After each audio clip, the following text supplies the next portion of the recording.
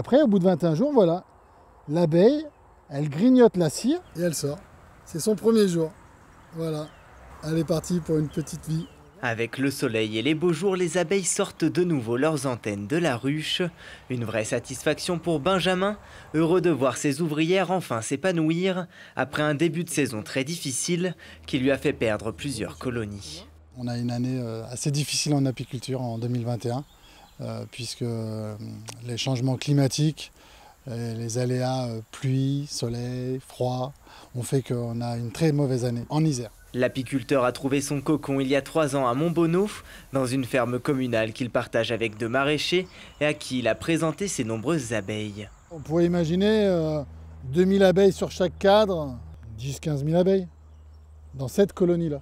Seulement dans cette colonie, car au total il a 250 ruches qui sont aujourd'hui toutes en bio. On évite des traitements dangereux pour elles et pour nous. On les met dans des zones de butinage adéquates, où il y a plus de nature possible, plus de diversité florale aussi possible. Car pour être en bio, Benjamin doit proposer à ses ouvrières une zone de butinage qui comprend au moins 50% d'espace naturel dans les 3 km où elles sortent récoltées. En tout cas pour les femelles, car les mâles ne butinent pas. La reine, elle pond soit des mâles, soit des ouvrières. Et celle-ci qui est au bout de mon doigt, qui est toute grisonnante là, elle vient de naître. Elle a les ailes encore collées. Et tout cela, il l'a notamment appris au syndicat apicole dauphinois, où il est maintenant vice-président. Avec une quarantaine de bénévoles, le syndicat forme chaque année près de 200 apiculteurs, en partant des bases pour ensuite aborder l'élevage des rennes, le respect de la biodiversité ou encore la cuisine au miel. Mais c'est aussi un espace de vente où on trouve de tout.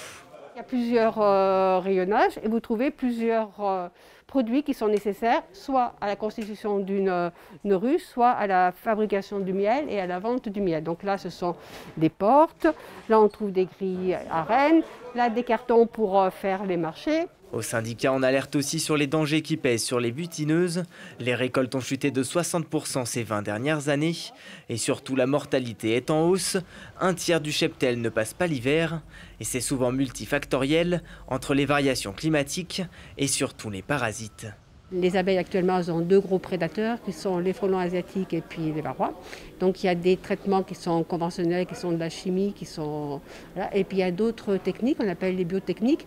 Ça passe par des moyens mécaniques, par l'encagement des rennes et tout. Et là il n'y a pas d'intégration de produits chimiques. Avec ses 2700 apiculteurs, l'Isère est le département qui en compte le plus au niveau national.